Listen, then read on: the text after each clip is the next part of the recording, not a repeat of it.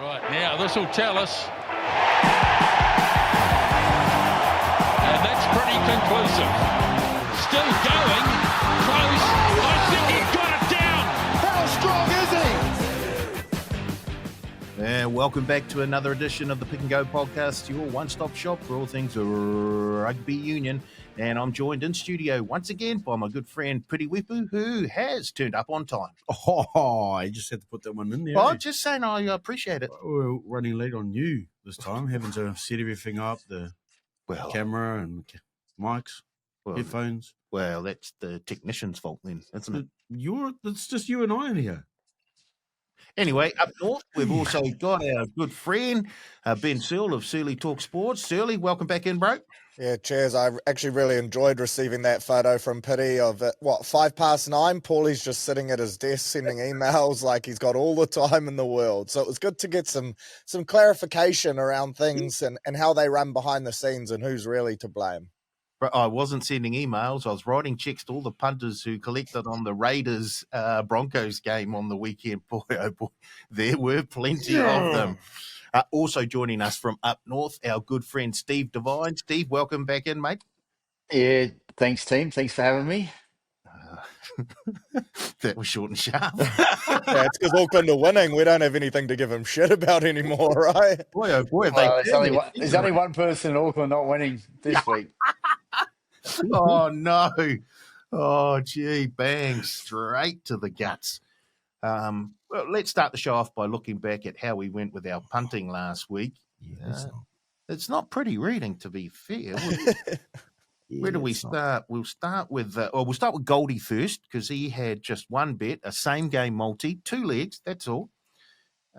Under 48.5 points in the All Black Springboks test into the All Blacks to win by 1-12, all 100 on that. That didn't happen. Neither of those two things happened.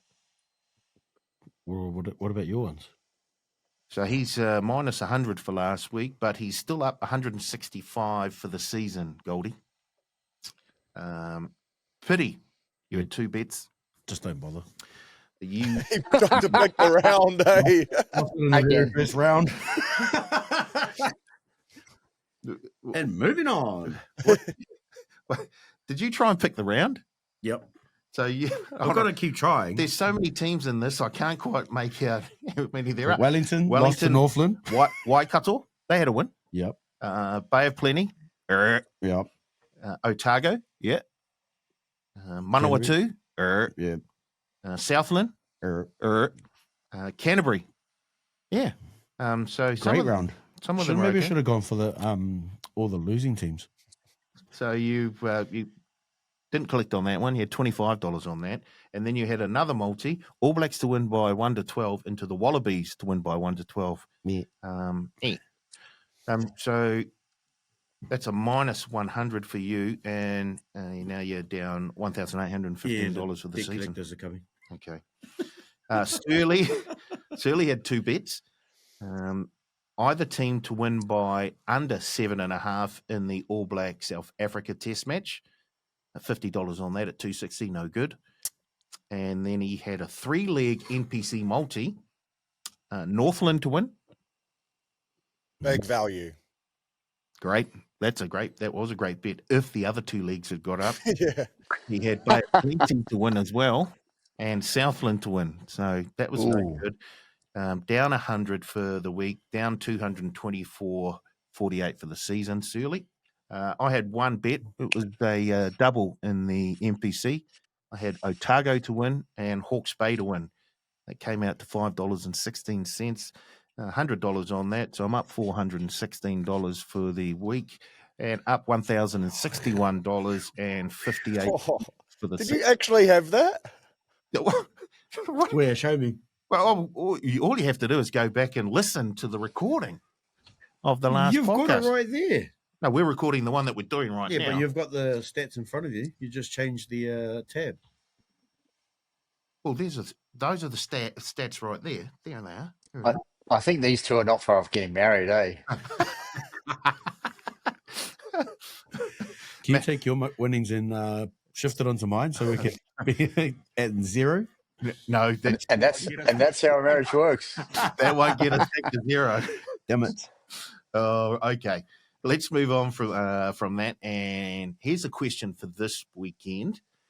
Where do you rank the Springbok win last weekend against the All Blacks in terms of games that have been played in New Zealand where the visiting team has won and beaten the All Blacks? Let's start with you first, Surly. Well, you have to rank it right up there, don't you? Record-breaking loss, dominated us at set piece, under the high ball, and that last kind of 15 minutes, they really rubbed salt into the wound, and it made what I thought was a good first half. Come full time, it made us feel a little bit embarrassed. So, yeah, you'd have to rank that right up there. I think there's a problem with Wellington more than the All Blacks, but we'll touch more on that shortly because nothing seems to go right down there. But, yeah, well done to the Springboks. They wanted it. They played a great second half. We basically rolled over towards the end there, which sucks to see. And, yeah, they were deserved winners, record-breaking scoreline. So you have to put it right up there in terms of the best wins on New Zealand soil by a visiting team for sure. Steve, certainly the second half, the Springboks were totally dominant. And, look, they thoroughly deserved the win. To be fair to the All Blacks, the first half, it looked like it was going to be one of those back-and-forth battles where just a slight mistake might swing the game in the opposition's favour, but they were just so good in that second half, the Springboks. Yeah, listen, I thought we were going to come out and do a job on them, but the Springboks for the first time in a little while actually threw the ball around and was playing some rugby. So I thought they might, run themselves off their feet like they did in the first test against the Aussies at Ellis Park. But was I wrong? They out the All Blacks at home, and probably the most incredible thing for me was they played a new style. They played a lot of young kids. It was like the changing of the guard, and they wrote us off the park easily. Their footwork into contact, their just ability. Once they got over the advantage line, they were unstoppable, and they outplayed the All Blacks at the All Blacks game, which I haven't seen Africa do ever. So it's a very scary prospect going forward and looking forward to the next World Cup. Pity, if you look at that game, how many sort of positives can you take out of it in terms of the All Blacks? It was a frustrating watch on the weekend. The boys have said they pretty much dominated all facets of the game, really. The contact, set piece, put a lot of pressure on our attack from their defence, their rush defence. There was definitely opportunities, but we just didn't. We weren't able to get the ball into those areas of, especially the edges. I think when we started moving them in the first half, we moved the ball really well and got it to the edges.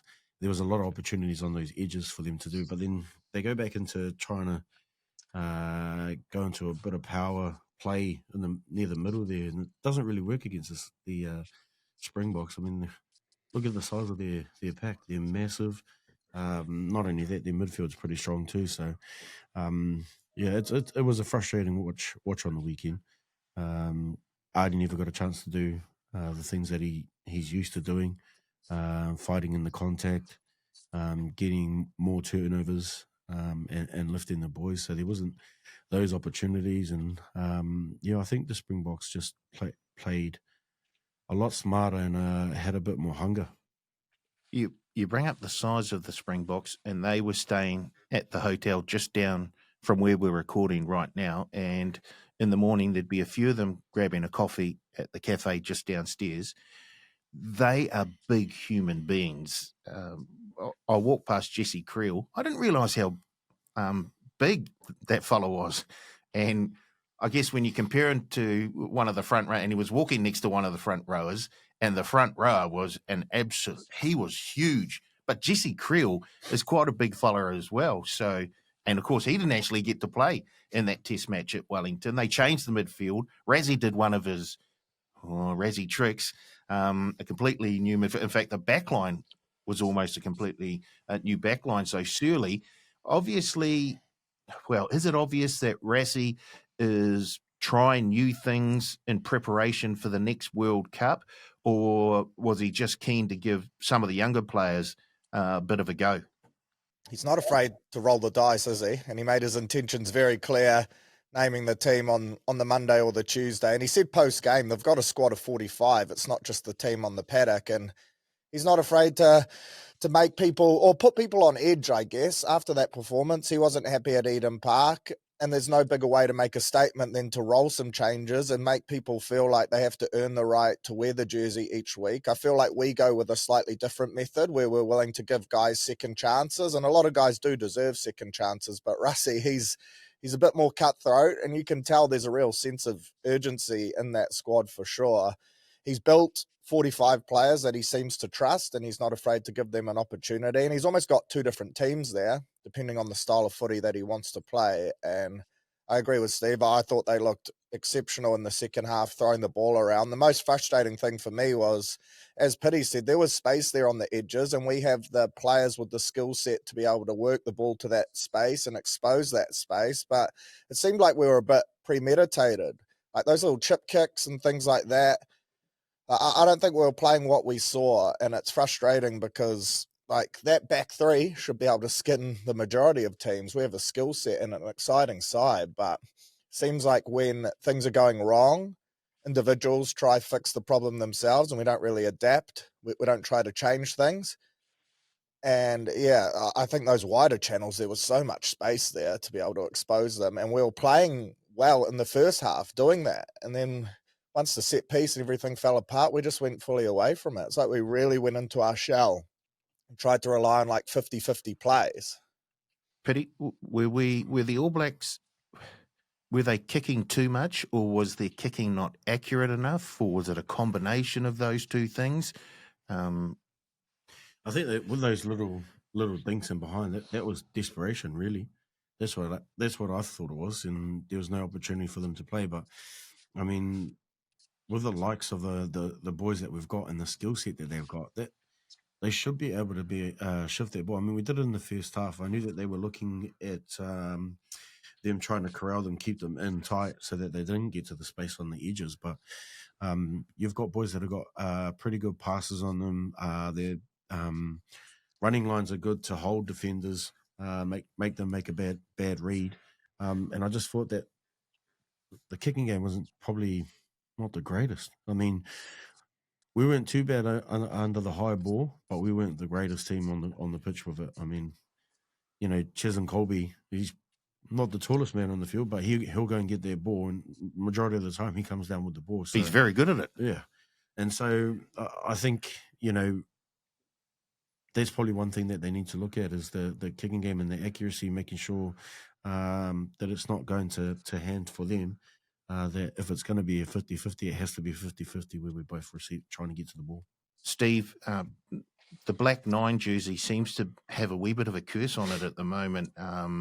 We've got so many players who have picked up injuries, either wearing that jersey or preparing for it to come into the All Blacks. So have you or Pitty got the call from Razor? We're getting... Well, we really are. We've lost a number of halfbacks this season. I certainly did a lot of stretching in the last couple of weeks, getting ready, but no, the call never turned up. But yeah, I mean, you know, it is what it is. Unfortunately, I think we'll probably get a couple two back for next week against the Aussies. So, you know, the good news is there's plenty of depth at halfback. I honestly thought Dylan Pledger might even get a call up because, you know, the footy he's been playing in NPC is clearly going to be a talent going forward. And yeah, I thought he was probably really close to getting a call up to spend at least a week with the squad. Surely, no, I didn't get the call up. Oh, you didn't? Even though there was a Facebook post about me with whitebait. I did see that. I also saw TJ Piranata say that he would love to come back if there was ever a change to the laws and be eligible. Geez, how good would him or an Aaron Smith right now in their leadership be in terms of being able to plug and play them for a couple games. It's an interesting debate. That Ghetto Law style of protocol, is it time? Are we over panicking? We've got some great young nines here, but it seems like leadership on field in the 9 jersey at the moment could be quite valuable. I don't know, something to ponder anyway. I don't know why they went with Hotham. No disrespect to him, but I mean, like, he's come back from injury and you put him straight into a starting role when you've got Christie and KP there. Why not stick to what you've gone with? You know, Noah's started 3 tests. Christie's played a lot more tests than him, and you've brought him off on the bench. Almost bloody went down early too. But I mean, like, why wouldn't you stick to having your starting halfback from the week before so that you can build that momentum, and then you lose? We lost Hotham early. You know, that's a key player in a key position, part of the spine that you lose early, and now he's out for a bit longer. Steve, can you remember a match where the All Blacks were outplayed like that at home? I don't think you would have been part of one of those matches. Obviously, the Eden Park fortress remains in place. 51 matches unbeaten there. In fact, it feels like it's 51 matches beaten at Wellington. It's sort of evening itself out there, isn't it? Yeah, bowler joint. Bowler. Yeah. It's made just bowl the whole city. Just start again. Move the beehive up here. We've got some spare land in Auckland, or we don't, but we'll find some. Finally get their second win in the competition. Look at us. I reckon bowl the whole joint and start again across the ditch in Picton. Wellington fans, the views shared by Steve Devine are not necessarily those of the Pick and Go, so please send all complaints to Steve Devine personally. Yeah, I'm happy with that. Just back to what Petty was saying. I was gobsmacked they dropped Christie. I thought he was almost player of the match at Eden Park. He definitely had his best game as an All Black, and then he get dropped. I thought that was very harsh to a guy that, you know, hadn't had a game for at least 6 weeks because he'd been injured. I thought that was a very big call, and you know, particularly up against the Africans, they're such big men that, you know, Finlay Christie is a great defender. He's a bigger halfback and great defender, and I was a little bit confused on that one at the start of the week. Surely, if you have a look at the Springboks, is there anyone that stood out on a team that really did shine as a whole on the night? Yeah, I think the key is the shining as a whole. I thought they were powerful, they were accurate, they were expansive. They played a really exciting brand of footy, and they really turned up the heat there in the last 20 minutes when they smelt blood in the water too. So I thought as a squad they were extremely impressive, and I think there's a lot there for them to expand on in the future too. Like, this could be the blueprint to a whole new looking style of play for South Africa, because we know they have the size and the power. They've had that for ages. They've got the set piece to demolish teams as well, and there's some flair, there's some razzle-dazzle in that back line. Like you mentioned, the change in the midfield, I thought they were outstanding too. So, yeah, I thought 1-23, really strong. I was gutted to see Sasha Feinberg go off early because I love watching him play. But, yeah, they've got depth, man. Like Rusty said, they've got a squad of 45. And, yeah, they looked really good on the weekend. That's the style of play I like seeing them play. It's that Tony Brown influence coming through for sure. And when they get it right, like they did on the weekend, it looks really good. Steve, it's not all doom and gloom for the All Blacks. As we've already mentioned, they do have a few injuries, and when they get their top 15 back on the field, they're obviously a very, very tough proposition. So is it a case of let's just wait until we do get our top 15 back on the field, or do we actually know who our top 15 is at the moment? I just think it was a preparation thing. I mean, just like Argentina, the second game, they just didn't prepare well. They didn't turn up, and they just got, you know, out attitude really. And I had a little. I'm not ashamed to admit it. I had a little bit of a wager of the All Blacks at Eden Park into the Springboks in the K-10 because of our record there, and I just don't think we're mentally strong enough right now. When we're on, and you know, when we don't get it right, those sort of things happen. So with the kick in the backside they've received after that match and during this week, they'll be hurting, and I think we'll be all right for the Wallabies at Eden Park. But again, I'm concerned. Are we good enough to back it up? Are we good enough to go back to back with performances that are better? And I'm just not so sure we're quite there just yet for some reason. We just, you know, we shouldn't have to wait until the chips are down till we do a bit of soul searching and find what we're about and turn up with the attitude. I felt from 2 minutes into that match on Saturday how the Africans were just cleaning out rucks. I was like, we're in for a tough day here. And I was amazed we were in front at half time. I thought we played no rugby, and yet we somehow managed to be in front. And then the floodgates opened, and once you get the Africans on the front foot, they're hard to stop. I just probably feel it's the top 2 inches where we're struggling the most. When we're good, we're very good, but it takes a bad performance and a week of soul searching to get us in that frame of mind. It shouldn't be that way. Pity, can you give us an idea of what it will be like in the All Black camp after a loss? Obviously, they have got 2 weeks from that test match to the next one, which will be back up at Eden Park against the Wallabies. How does the team refocus, I guess, after a loss, heading back into camp? I think it's a bit different nowadays to when I was in the squad. Like when we did lose, we actually made some. I wouldn't say changes. We just critiqued a few things to make sure that it didn't happen again. And so we analysed the game, but also our week and what we got right and what we got wrong, and to make sure that the ones that we did get wrong during the week, we got it right leading up to the test, making sure that there was no wrong thing that we could think about later on.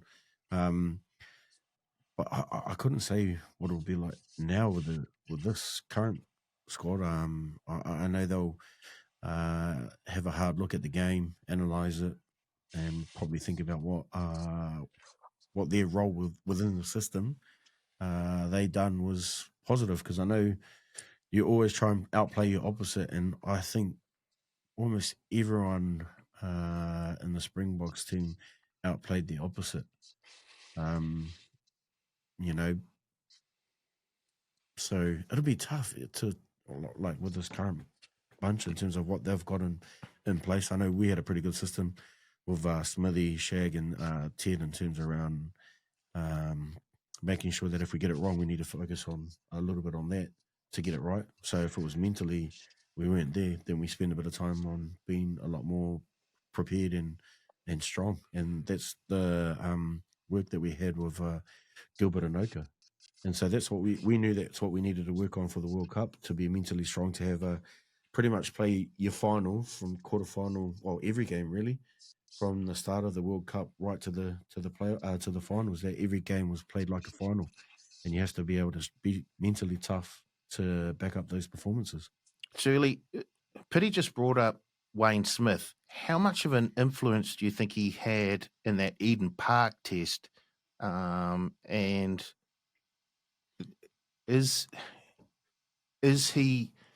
should he be utilised more? If he wants to be, I'm sure people would love to have him around. You hear everyone talk about how good of a coach he is, one of the greatest minds, all that type of stuff. So 100%, if he's available and willing and keen, then get him in for sure. I do wonder, there seems to be a lot of coaches, a lot of voices. Are we perhaps overcomplicating things? I'm not too sure. I think the biggest loss potentially has been Mike Cron when you look at the Wallabies set piece and how well that's operating at the moment, and how ours appears to be struggling at times too. I think he's had a massive turnaround on the Wallabies, and he's potentially someone that I think we regret losing very much so, because, you only have to watch their game. The Wallabies set piece hasn't exactly been their strength over the last few years, but now it's a real go-to for them, and I think it hasn't become a go-to for us. And when times have got tough in the past, that's been something we could rely on, but geez, we got monstered there in that second half. Mate, I also think it was opportunities. You've got to look at the opportunities created during the match, and we certainly made plenty. But for some reason, we just decide to run it into contact rather than try and get the ball to space. I mean, the African defence, they're up and in. The outside winger, the outside backs are going to get some space. Well, particularly the last man on the end of the line. That's going to happen every single time. Yet we would just seem so happy to run into contact, and then the big moments came. We'd get a penalty, we'd get a line out down there to make a bit of a charge and to get the ball in hand, and we'd lose the line out. I just think you can't win test matches if you're losing lineouts. You can't do it because you're getting a penalty, you're not choosing to take 3 points, and then you're losing possession. They kick it back down and you're back in your own half. It was hard to watch. We certainly made opportunities, but we just couldn't finish them off. And that's an attitude thing for me. I guess one real bright spot out of this is the fact that it's probably the closest rugby championship that we've ever had in the history of the Rugby Championship. And if we have a look at the odds right now, the South Africans are favourites at $1.80 to win the Rugby Championship. Of course, they've still got a home and away against Argentina. All Blacks are second favourites at $2.20. The Wallabies are $11, who have that home and away against the All Blacks. And then Argentina are at $21. And I can tell you, I had a look at the market earlier this morning, and the only team that we are making a profit on here at the TAB are the All Blacks. And that's almost unheard of when it comes to futures markets like this. In the middle of August, the All Blacks were as low as $1.25 to win the Rugby Championship. They're now out to $2.20, and they're the only team in that futures market where we're making a profit, which is almost unheard of in terms of punting. I can't. What if you making a profit full stop? Pity's keeping the bank account looking good for the PAV. Debt collectors are coming back. But if you have a look at that market, well, let's just touch on the Wallabies and the Las Pumas. Another great test match in Australia. And Steve, the Wallabies just fell short. They made a big comeback, though.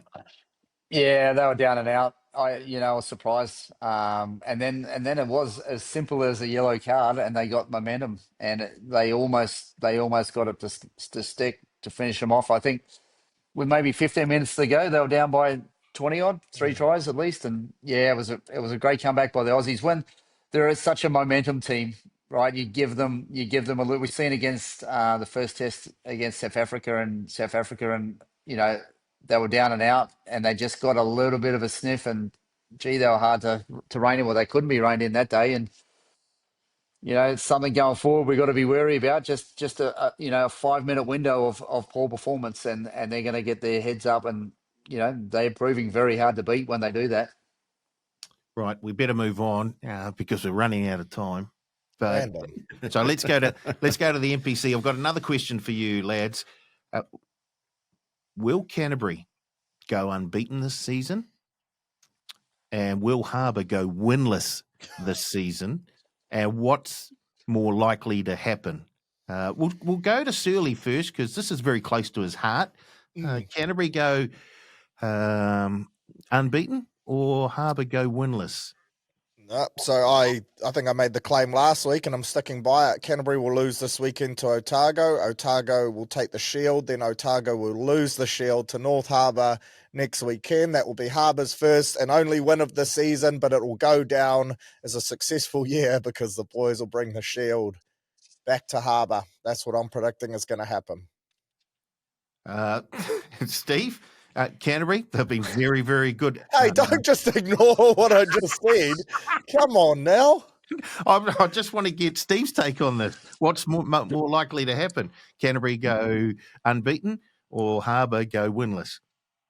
Dreams are free, Surly. And I don't particularly want Canterbury to go unbeaten. I think the only team ever to do that was the 2007 Auckland team to finish the season unbeaten with the Ranfurly Shield and the NPC. So I hope that doesn't happen. But I also really, really hope that Harbour get beaten in every single match for the season. So I'm really torn here. I'm really, really torn. Mate, But we're a part of I the think same province. Come on. no, we're not. And I actually think I actually think I'd rather see North Harbour go defeated in every match of the season. That's brutal. Okay, so we're not going to bowl Wellington anymore. We're going to bowl Harbour. Let's just knock the bridge down and call it even. Yeah, if you want to get to Auckland, you got to go around the base from now on. Pity, what's more likely to happen? Canterbury go unbeaten, Harbour go winless. I'll tell you who Harbour have got for their last trip. Southland, haven't they? So Harbour host Northland this weekend, the Taniwha. Then they travel to Otago, and in the final round, North Harbour will host Southland. Oh, no. I really want Otago to win this weekend, so I'm going to go with Canterbury not winning. I mean, not going unbeaten. Yeah.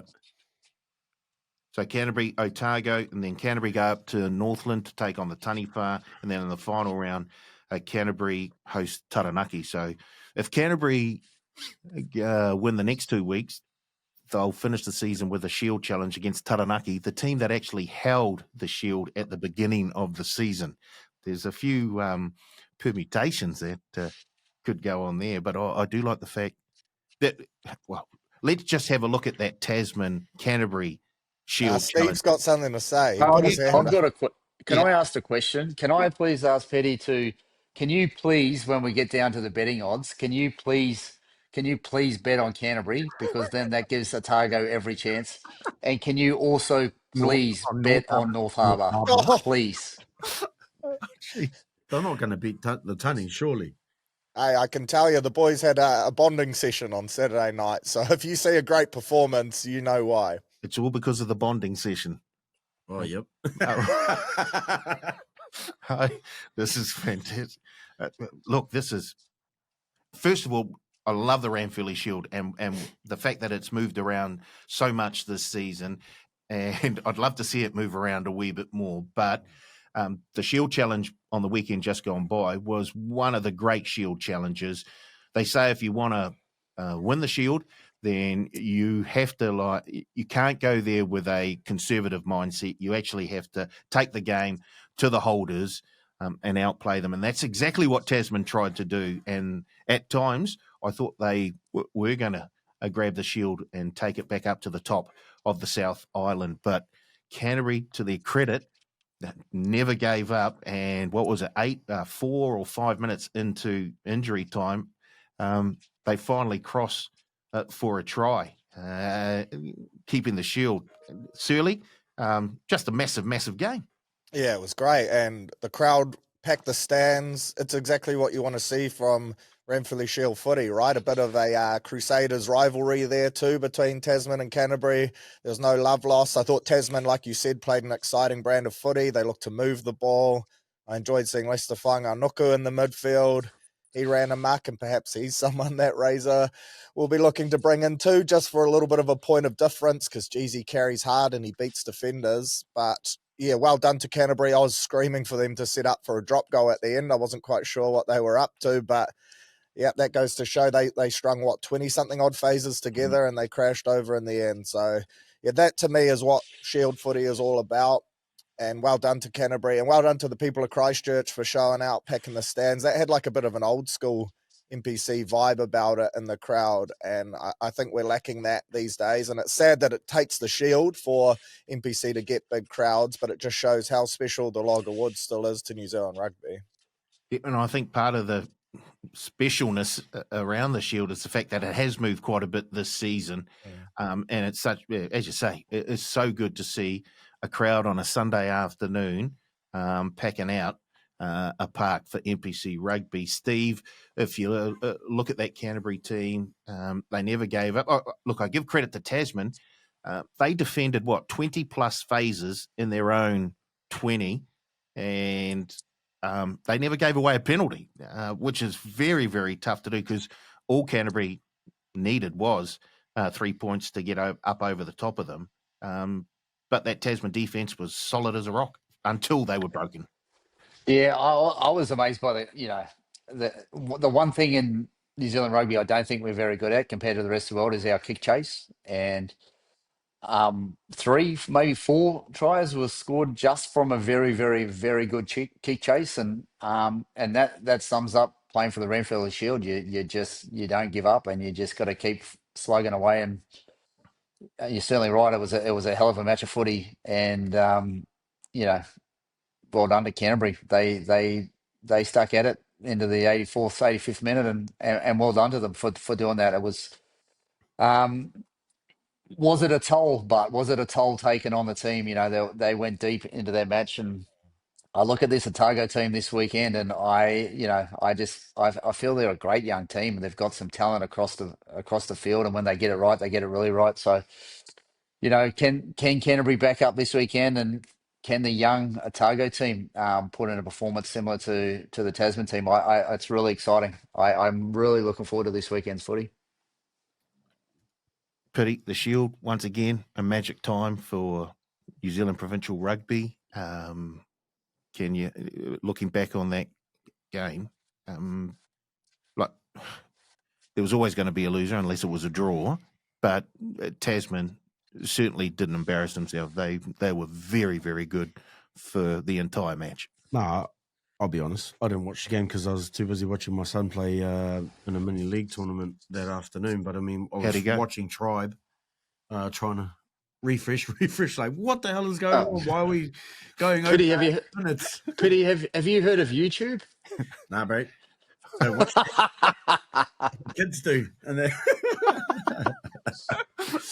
and he did terrible for his first time, but he's working his way through trying to be better, which is good. But he loved the first opportunity to play league.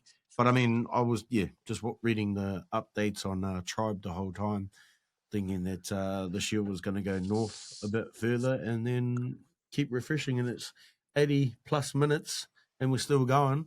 And then Canterbury decided to score a try, and that was it. Righty-ho. Now it's time for the pick and go NPC MVP and our points for round 7. We'll start with you first, Shirley. Where are you going with your 5 points, 3 points, and 1 point? My 1 point went to Chris Opua, the tight head prop from Northland. I don't think props get enough love these days. So I gave him a point. I thought he was exceptional in that win against Wellington, and the fact it was against Wellington made things even better. My 5 points went to Anton Segner. I think he got some love last week, but man, this Auckland turnaround, it's no coincidence that he's the guy at the forefront of it. I think he's been extremely impressive. And yeah, for such a young lad, he's been around the comp for a little while now, but yeah, I love watching him play and his leadership ability. And then the 3 points I gave to Whanganuku. I watched that game and I just really enjoyed the style of play he has, his combativeness, and I'd like to see him in the midfield. I found it hard this week because I feel like a lot of teams really stood up, Hawke's Bay and things like that, but it was more team efforts rather than individuals. So yeah, that's where I settled at the end of it. Steve, your points? I went. My 1 point was Dylan Pledger again. I just think he's got something special about him. This kid reminds me of a David Kirk. He's not a big boy, but he knows how to run, and he's got a great pass on him. 3 points for me was Lester. I just thought he's next level. He's getting back to his best footy, and big and strong, and just able to beat people at will. And 5 points was Anton Segner. That Auckland team is a different team. Not the way he plays, like he played well, but it's just his leadership. There are different. Those young kids are a different team when he's on the field, and I just wonder what could have been for Auckland if he was on the field for every match this season. I think he's his leadership skills are phenomenal, and that's the difference for Auckland between winning and losing. He doesn't seem like a 24-year-old, when you watch him, like the way he carries himself, he seems like a veteran. Yeah, he's I heard Stephen Bates talk about him at the start of the season before the season kicked off, and he just said he's a good human being, and he certainly can lead a young group of men around a rugby field. I'll give him that. Pity, your points for the MVP? I've gone with Rehana. I thought that he drove the team pretty well to get Northland the win. I've gone with Whananuku as well. And my last one, I haven't really decided on that one because there's a few, but I'll go with Signa. Flip a coin. Signa. 1 point for me. I'll go with Caleb Tangito. I thought he was very, very good out wide for that improved team up north. Harbour. No, the team that's got some points here. We were close. We had that game against Waikato. So close. My 3 points go to Lincoln McClutchy, who was cold as ice when it really mattered. A wee bit of extra time in the Battle of the Bay, and Hawke's Bay, once again, can proudly call themselves the Bay until next season. So, but yeah, I thought that was another massive matchup. And then 5 points for me. I'm going to go with Louis Chapman, who we're talking about halfbacks and that getting injured. I'll tell you what, he had a massive game in that Shield Challenge. So, yeah, that's it for mine. Right, let's have a look at a couple of the coming matches in the NPC. Of course, Rugby Championship takes a break for another week, and it'll be back on the weekend of the 26th. So the first game we'll look at is, of course, the Shield Challenge. Canterbury up against Otago. At the moment, the bookies have Canterbury as favourites there at $1.27, Otago at $3.50. The line is 10.5, and the game total is set at 55.5. Steve, once again, are the bookies being just a wee bit too kind to Canterbury here? I think Tasman were significant outsiders last weekend, I'm pretty sure, against Canterbury, and almost pulled off the upset. Otago, surely you give them a bit of a chance more than the bookies do? Oh, absolutely. I think $3.50 is very generous, and hence why I'm on them. I just think that Otago, I've really enjoyed the Otago team the last 5 or 6 weeks. I think they're a great team. They've, I think they're a great team. They play great footy, and I give them a shot. If there's one team they get up for, it's the Otago Canterbury match, and I think they've done pretty well over the last few years. And why not? Why not at 350? They're certainly my numbers. Surly, if you look at the Shield Challenge, do you also give Otago a bit of a chance here? Absolutely. I think they've got the forward pack to be able to go with them, in particular in that loose forward trio where Canterbury are so impressive. But Casey and Leo Willie have been massive for Otago. And then they've got this balance of youth in a back line, but still great game drivers. Pledger, Miller, they've been pulling the strings perfectly. A lot of these guys have Super Rugby experience playing for the Highlanders. So I reckon they're a really well-balanced team. And $5 for 1 to 12 is really standing out to me because I think it's going to be a tight game. I think that 10.5 line is way too big as well. And like Steve mentioned, Canterbury had to go deep into that game, and there'll be some sore bodies. That takes a toll. I'm hoping Otago wins. So I'll probably convince myself as well, but I love watching them play, and I reckon they'll give it a red-hot go. Pretty, did you give the Red and Blacks a big chance here? I do. But Say yes. I don't want them to. Just say yes. Winning? Say yes then. They've got a chance, but I really want Otago to beat them, just because I feel Otago is not too bad with the young team that they've squad that they've got, and I feel like this will be. I mean, when it's a Shield Challenge, you've got to throw the kitchen sink, and these boys are quite young, and they won't be shy to throw the ball around. Okay, the other game that we'll look at, and I'm glad we're going to have a look at it because we've got the North Harbour correspondent with us live today, Ben Seal. At the moment, they're at home this weekend, and they are slight underdogs, $2.20 North Harbour, Northland $1.65. The line is 2.5, and the total is set at 59.5. So not a lot of defense expected. What is it, this Sunday up there at North? Again, Yeah. So let's start with Surly. Can your boys pick up their first win of the season here? Oh, absolutely they can. I think we're deserved underdogs. I've been impressed with the way Northland have been playing lately. So they deserve to be the favourites for sure. As mentioned, defence hasn't been our strong point, but rugby's a simple game. Score more points than the opposition and you win. I say it's simple. We haven't been able to do that so far this year, but I'm hoping that things change on Sunday. Not expecting a huge crowd, but hopefully it's a passionate one. And yeah, broken clock's right twice a day, and hopefully this is our chance to be right. So let's give it a crack. Our grand finals next week once Otago win. So, Steve, that's the problem for mine. I get the feeling that North Harbour will have one eye on what's going to happen next week if indeed Otago do take the Shield. So if that happens, is there a chance that this one might just get away from them and the Taniwha could put on a bit of a score?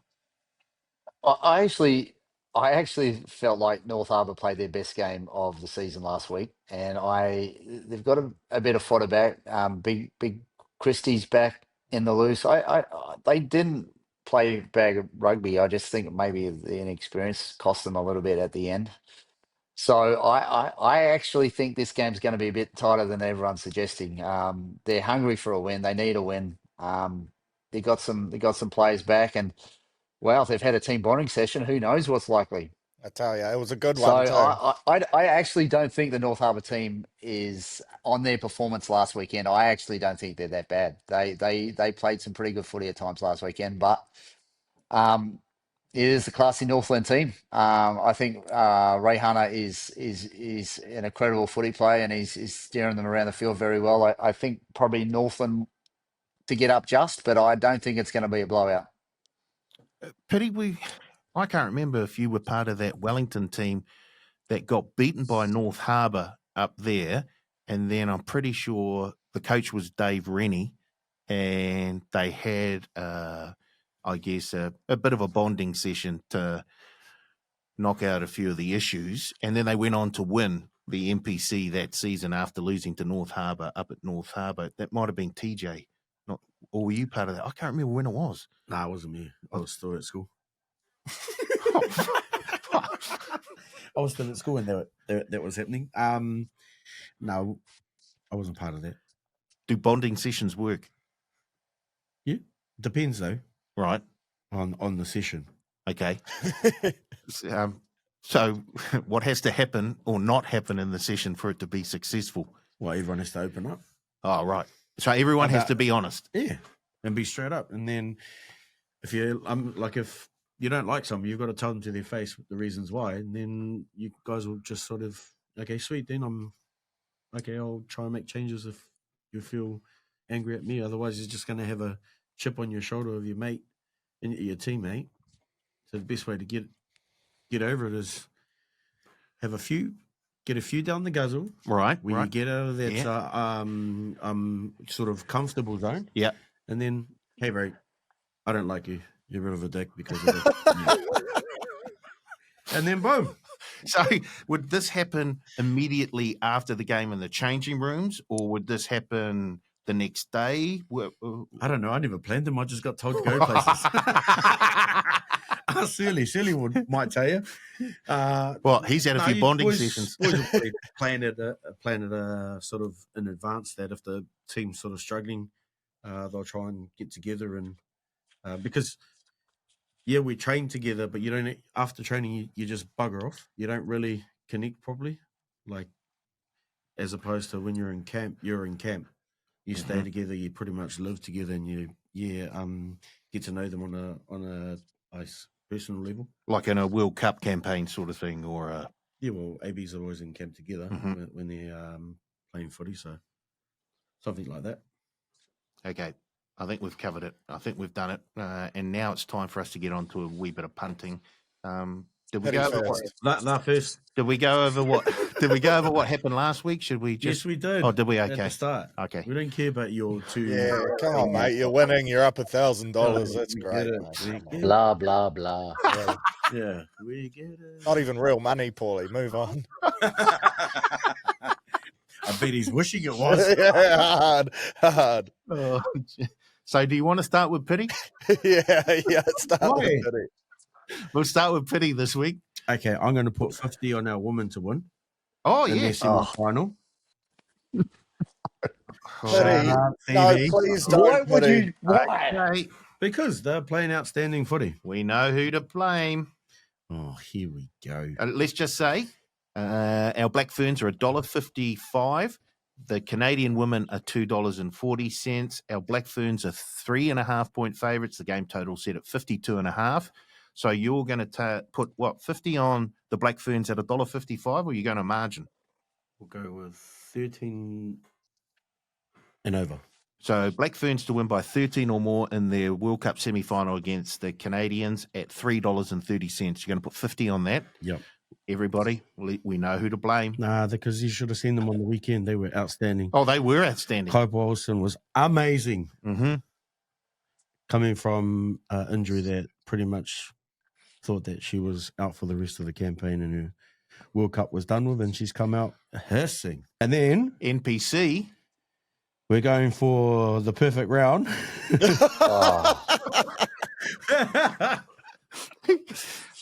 Okay, here we go. Perfect round. Hawke's Bay. Hawke's Bay to beat Taranaki. Auckland. To beat Counties Manukau. Oh, should I say this? Or should... Oh, do it. Don't. Do Go it. Canterbury.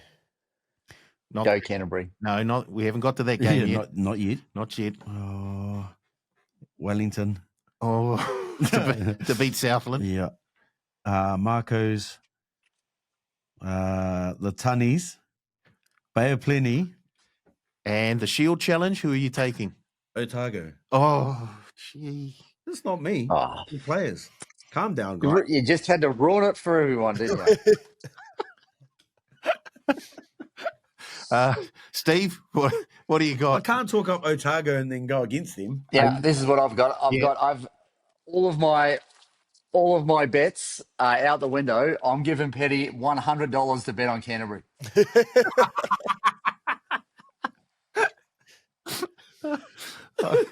Yeah, I'm not sure you can do that. No, he gets my 100 and it goes on Canterbury, and he can collect the winnings. I just feel sorry for the Black Ferns. This is Come on, guys. The only hope for the Black Ferns is to win between 1 and 12. Yes, Yeah. yes. Yeah, I'm so happy he went 13 over. it's a very good point. They can still win by 1 to 12. Yes. No, I'm happy about that. Relax. Oh, okay. Take it down a notch. Let's go to Surly. What's Surly going to bet on? Are we letting Steve do that, are we? We're Okay, gonna let him perfect. do that. Yeah. I am going to put $50 on Auckland, Tasman, Bay of Plenty head-to-head multi at 244. Then I'm going to put $25 on the Black Ferns to win and Saracen McGee to score, which was probably not paying a lot because she's an absolute weapon. And then the other $25, Otago 1 to 12 at $5. What are you going with? I'm just going to take another double in the NPC. I'm going to take Southland plus 11.5. All right. So Wellington can still win.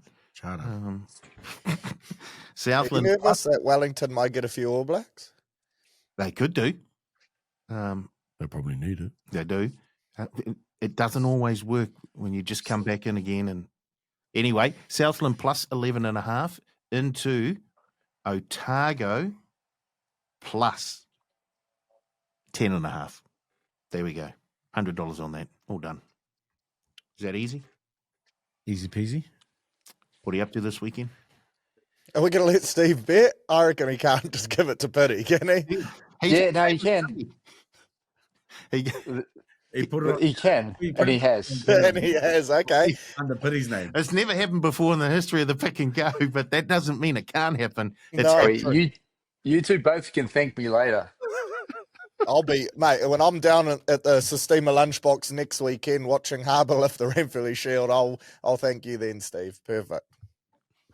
I might even come down with you. There we go. Auckland, Dreams so are free, you eh? might- You're going to have to go around the bays because you just bowled the bridge, haven't you, Steve? Oh, yeah. Yeah, that's right. Yeah, fair enough. Fly out of Whenuapai Air Base.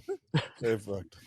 You could land your helicopter at Ali Williams if you want. I wish I had a helicopter, Paulie. I'm down $244, mate. You're the one with the helicopter. Righty-ho. What's happening this weekend, sporting-wise? Anything? Another little mini league tournament for my son, and that's about it, really. Oh, nice. Yeah. Good luck to him. Hopefully he improves, picks up again. Steve, fishing this weekend? No fishing. I have a reunion. It's been we have our 10-year reunion from the guys I trained in the fire service with. It's actually been 14 years, but COVID sort of put a bit of a hint to it, so we got it on track. I'm not sure if this is fortunate or unfortunate, but I've got a few boys at my house this weekend for the entire weekend. So Lock in. wish me luck. Look out, Auckland. Watch out. We'll have a team bonding session, I think. Yeah, perfect. You should go over to go over the harbour.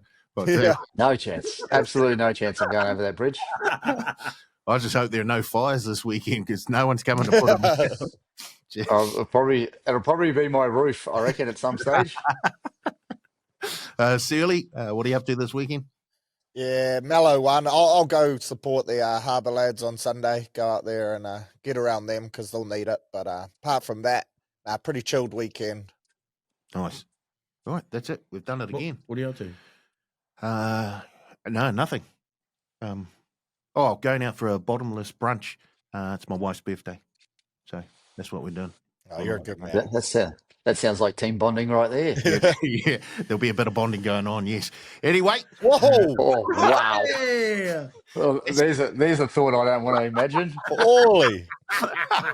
Get in, son. How good. Thank you. Thanks to the boys. Thanks to Steve. Thanks to Searley. Thanks to Pity. And thanks to you lot for all watching or listening. And we'll be back again next week with another edition of the Pick and Go.